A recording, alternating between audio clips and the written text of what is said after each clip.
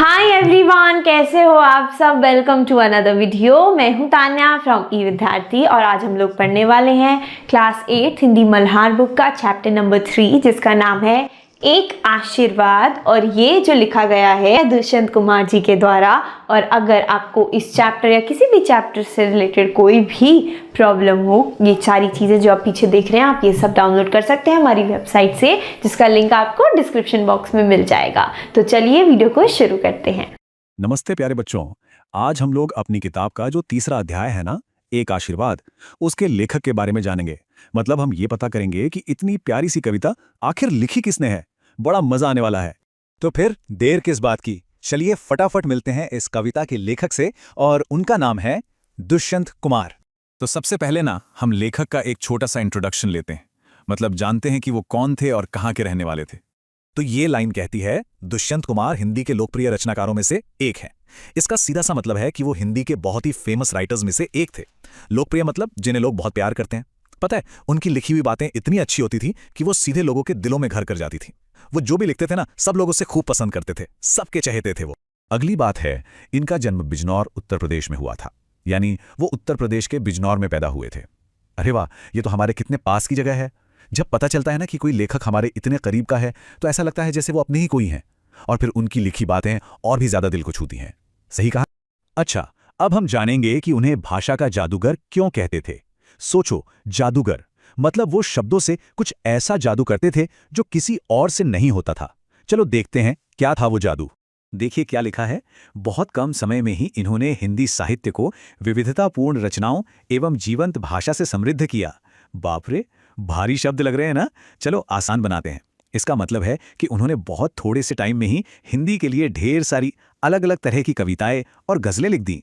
और उनकी भाषा, अरे उनकी भाषा इतनी जिंदा दिल थी, इतनी जीवंत थी कि पढ़ते हुए लगता था जैसे शब्द कागज से निकलकर हमसे बातें कर रहे हैं। कमाल था ये तो। आपको पता है, हर लेखक की कोई एक किताब या कविता ऐसी होती है जो उनकी पहचान बन जाती है, जिसके नाम से लोग उन्हें जानते हैं। तो चलिए अब हम दुष्यंत कुमार जी की उसी सबसे फेमस रचना के बारे में जानते हैं। तो उनकी सबसे मशहूर रचना है साय में धूप। इनका सर्वाधिक चर्चित गजल संग्रह है।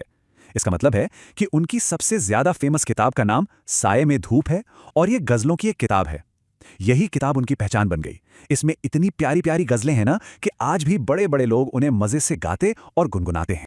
और अब सबसे आखिर में हम ये देखेंगे कि उन्होंने हिंदी साहित्य के लिए कितनी बड़ी विरासत छोड़ी है। विरासत मतलब वो अपने पीछे हमारे पढ़ने के लिए कितना बड़ा खजाना छोड़कर गए हैं। चलिए उनके पूरे काम के बारे में जानते हैं। इनका संपूर्ण रचना संसार दुष्यंत कुमार रचनावली 4 खंडों में प्रकाशित है। इसका सीधा सा मतलब यह है कि उन्होंने अपनी लाइफ में जो कुछ भी लिखा वो सब दुष्यंत कुमार रचनावली नाम से 4 मोटी मोटी किताबों में छापा गया है। जरा सोच कर देखो, 4 बड़ी बड़ी किताबें। इससे पता चलता है कि उन्होंने कितना सारा और कितना अच्छा काम किया है। सच में दुष्यंत कुमार जी हिंदी साहित्य के एक ऐसे चमकते सितारे थे जिनकी रोशनी कभी कम नहीं होगी। आज हम सब मिलकर एक बहुत ही प्यारी सी कविता समझने वाले हैं। इसका नाम है एक आशीर्वाद। नाम सुनकर ही कितना अच्छा लग रहा है ना, जैसे कोई बड़ा हमें दिल से कोई दुआ दे रहा हो। तो फिर देर किस बात की, चलिए साथ मिलकर इस कविता की एक एक लाइन को समझते हैं, उसको महसूस करते हैं और देखते हैं कि इसमें हमारे लिए क्या खास छिपा है। तो कविता शुरू होती है एक बहुत छोटे से शब्द से, जा। इसका सीधा सा मतलब है जाओ। जरा सोचकर देखिए, ये एक शब्द नहीं बल्कि जैसे कोई माँ या पापा अपने बच्चे को प्यार से कह रहे हों, बेटा अब तुम तैयार हो, जाओ दुनिया में अपना पहला कदम रखो, अपनी एक नई दुनिया बनाओ। और फिर वो क्या आशीर्वाद देते हैं, कहते हैं तेरे स्वप्न बड़े हों।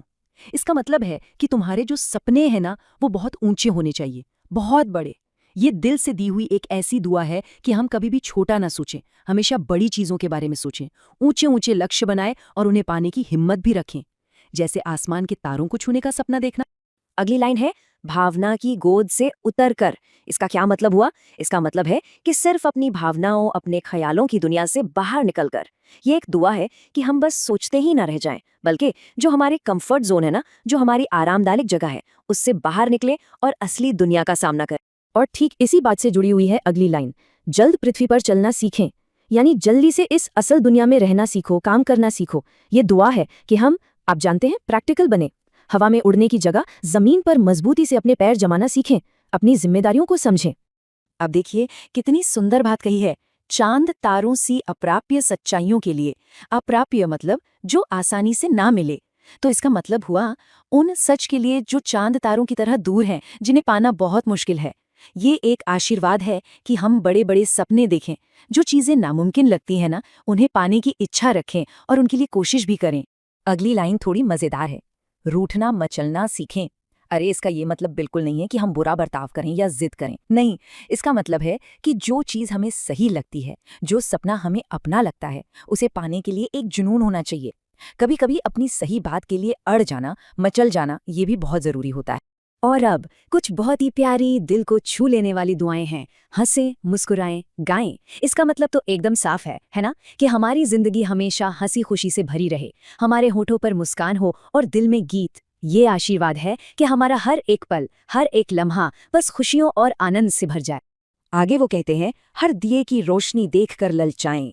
मतलब कि जहां भी कोई दिया जले, उसकी रोशनी को पाने के लिए मन में एक लालच आए।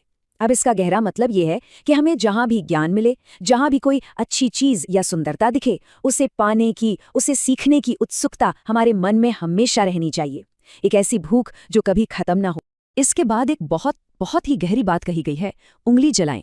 सुनने में अजीब लगता है ना, कि कोई उंगली जलाने का आशीर्वाद क्यों देगा, पर इसका असली मतलब है कि हमें गलतियां करने से कभी नहीं डरना चाहिए। जब हम कुछ नया सीखते हैं तो छोटी मोटी चोट तो लगती ही है, थोड़ी तकलीफ भी होती है, पर वही अनुभव हमें और ज्यादा मजबूत बनाता है। और फिर शायद सबसे जरूरी आशीर्वाद, अपने पांव पर खड़े हों।